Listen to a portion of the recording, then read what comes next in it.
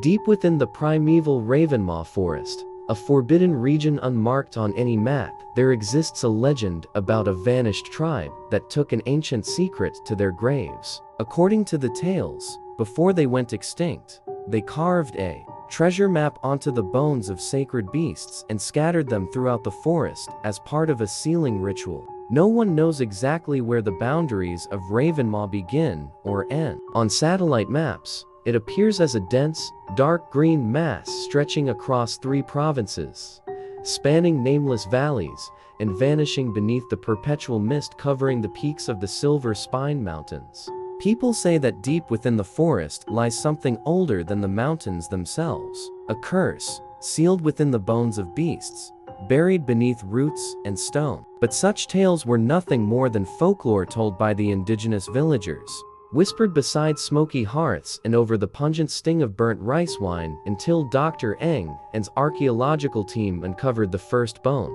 Dr. Ng was no novice fresh from university. He had dug in Mongolia, scoured cracked burial mounds in Thailand, and hunted prehistoric remains across the freezing plateaus of Tibet, nearly freezing to death 3 times. He knew well the capricious nature of history, sometimes the greatest secrets lay right beneath your feet, waiting for a careless shovel to reveal them. Yet this bone had turned up in the most unlikely of places, a rocky crevice near the edge of Ravenmaw, where the team had stopped merely to set up camp and wait out the forest's torrential early season rains. That night, their camp was hastily pitched on damp ground. The nylon tents leaked through every seam, and the campfire sputtered, barely warm enough to dry out their mud-soaked boots. And hunched beside the weak glow of a flashlight, carefully studying a hand-drawn map passed down through generations of nearby villagers, the lines snaked across the page like blood vessels. Only forest,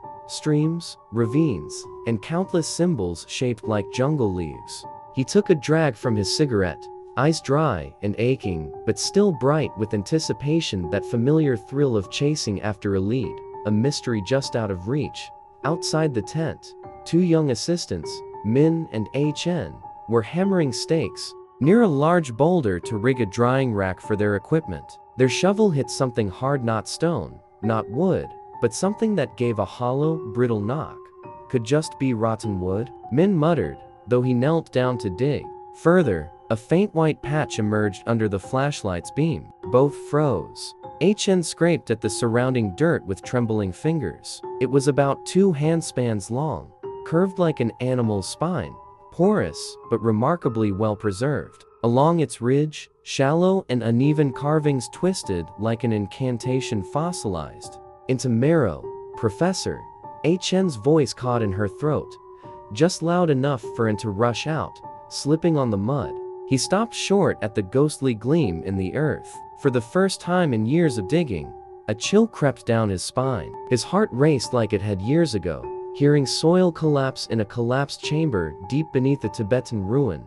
The bone was carefully placed on a tarp in the main tent. Flashlights converged on it, casting long shadows across the tent wall. It resembled the spine of a creature long extinct, and brushed away the remaining soil with a soft bristle brush. Then, examined the markings through a magnifying lens. Not Egyptian hieroglyphs, not Norse runes either, he murmured, voice raspy. Min and Chen held their breath, and reached for his notebook with one hand, the other still holding the lens close to the surface of the bone.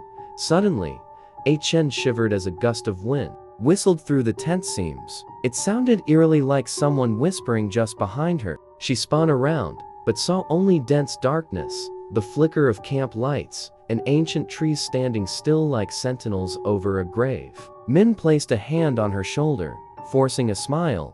Probably just a wild animal. Nothing to worry about.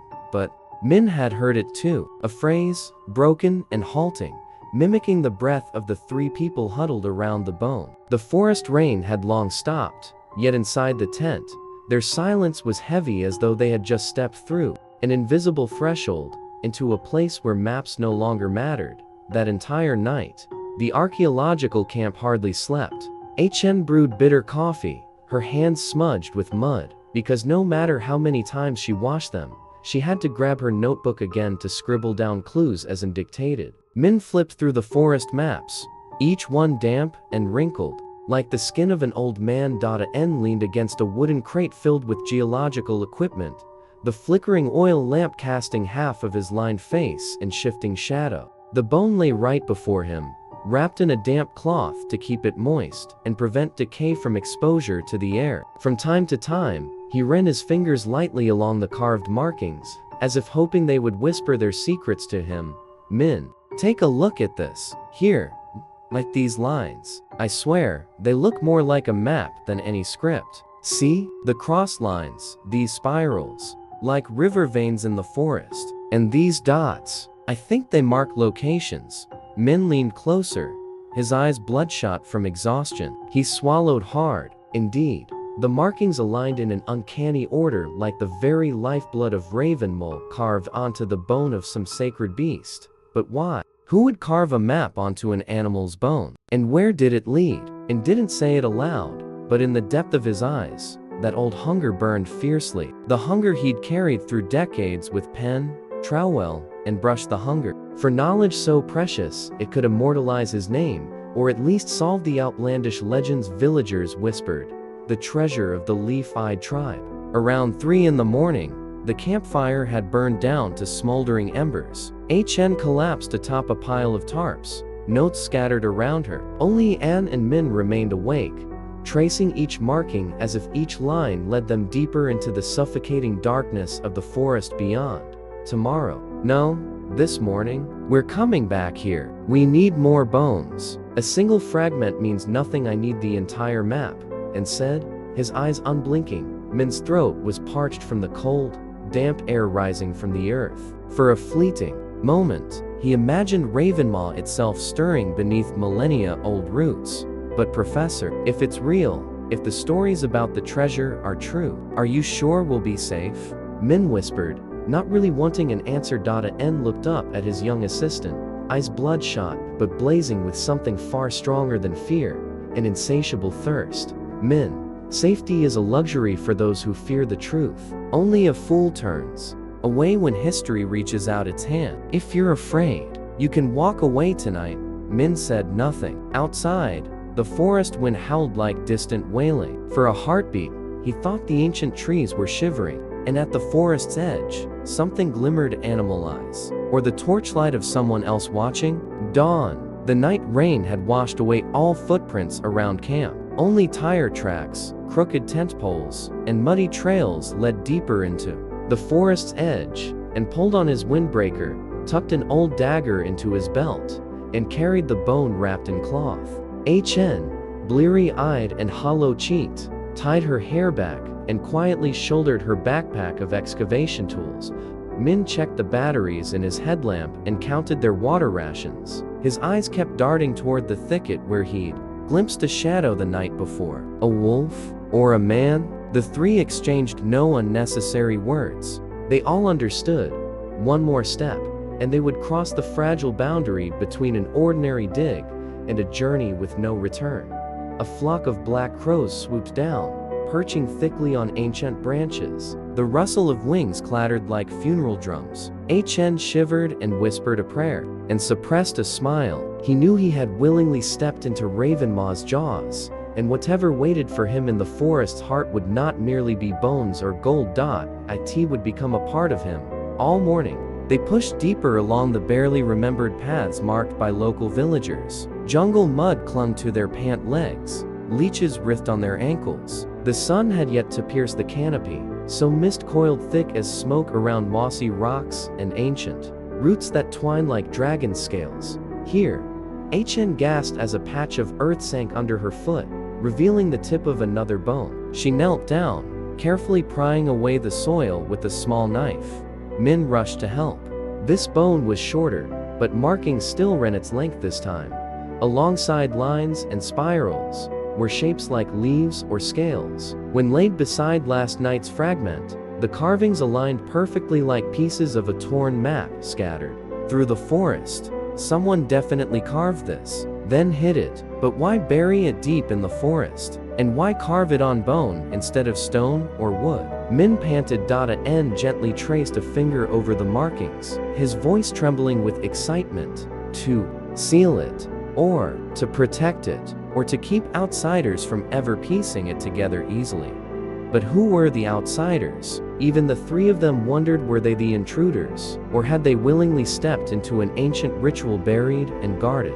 For centuries, all three of them knelt within the circle of bones. Carefully, they aligned each fragment in its rightful place, like archaeologists piecing together a sacred scripture shredded by time. The forest's damp air made the joints look as if they'd just been torn from a living body. N counted each spiral, traced the map's direction. When the weak sunlight angled through the canopy, the group followed the line straight to the map's heart, a moss-covered trail, invisible before, now revealed as plain as day. An unmarked gate. It was also the final point mentioned by earlier expeditions that had vanished without a trace. We can't turn back without stepping through, and exhaled, his eyes gleaming. You both have the right to stop here. Rin looked at Chen. She nodded. Nothing more needed to be said. They stepped onto the hidden trail like the last people invited into a fairy tale, or a century-old trap. The deeper they went, the thicker the air became, dense, like liquid. The forest grew so tangled they had to push aside branches, leaving fresh scratches up and down their arms. No birdsong. No wind, only their own footsteps crunching on rotting leaves. Then they saw it, a colossal stone dome jutting from the forest floor like an upturned nest, covered in green moss. At its center stood a single upright boulder, shaped like an egg, as tall as a man. Its gray surface was carved all over with the same symbols as the animal bones.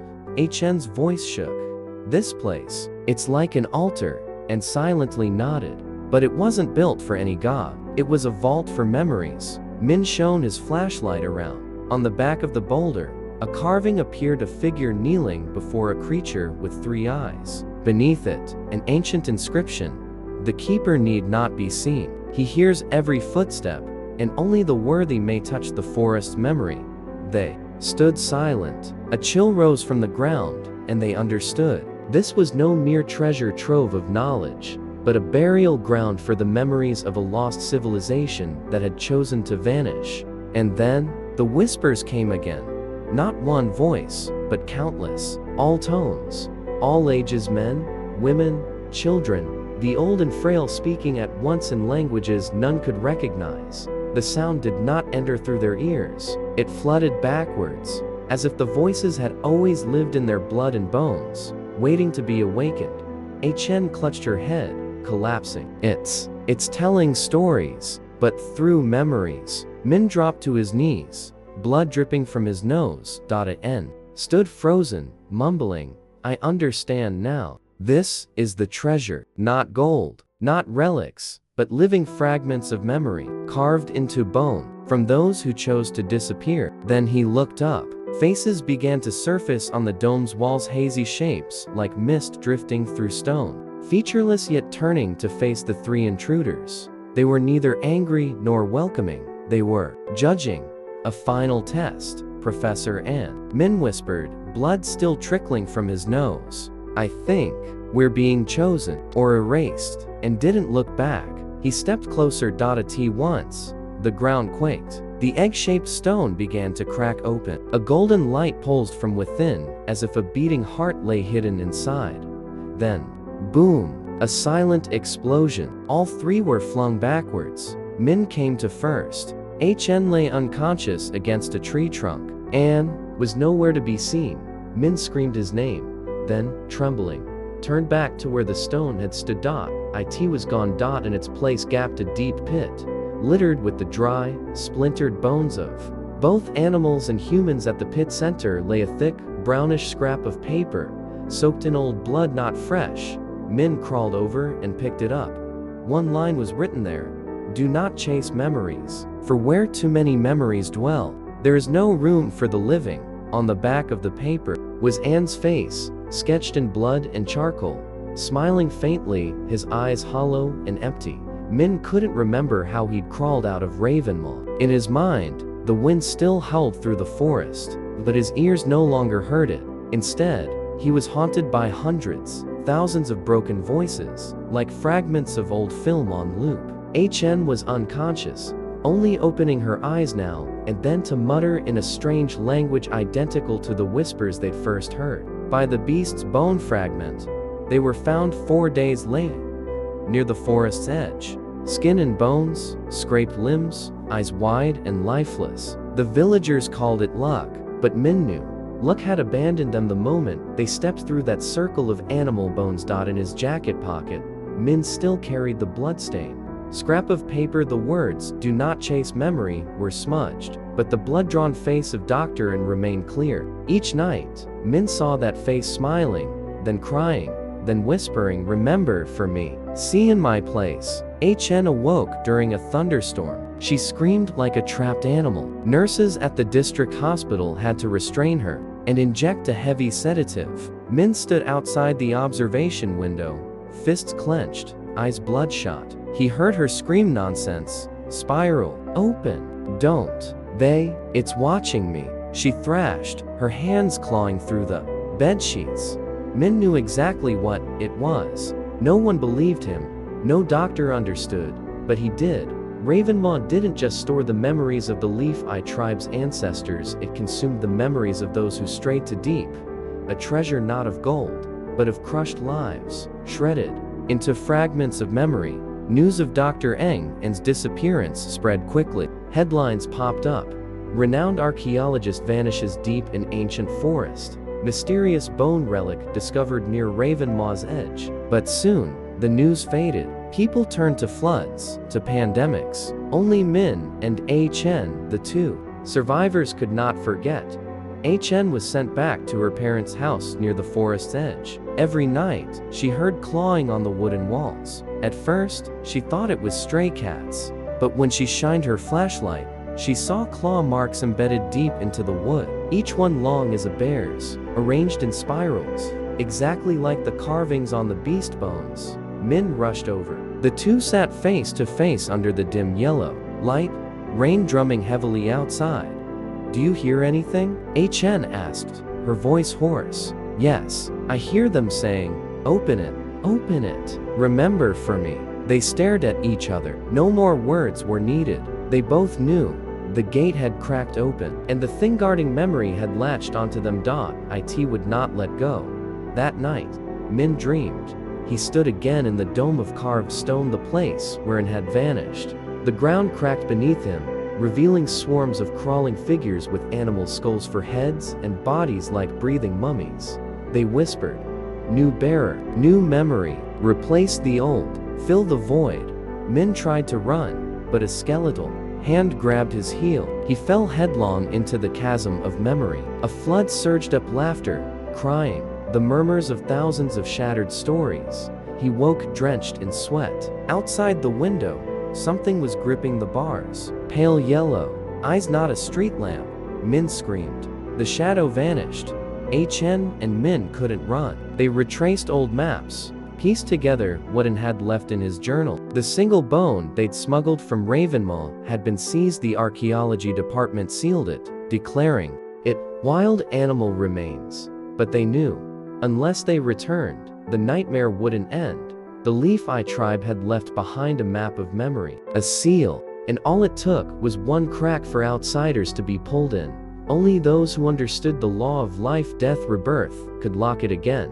They had no other choice. 2 weeks later, Min and Chen returned to the edge of Ravenmaw. No modern gear this time. No team. Just the two of them, with a backpack full of dry food, a compass, flashlights, and the bone map symbols were drawn in dried blood on waxed paper. On their first night camped near the forest, they heard it again, footsteps. A quiet laugh. The wind carried the metallic stench of ancient bones.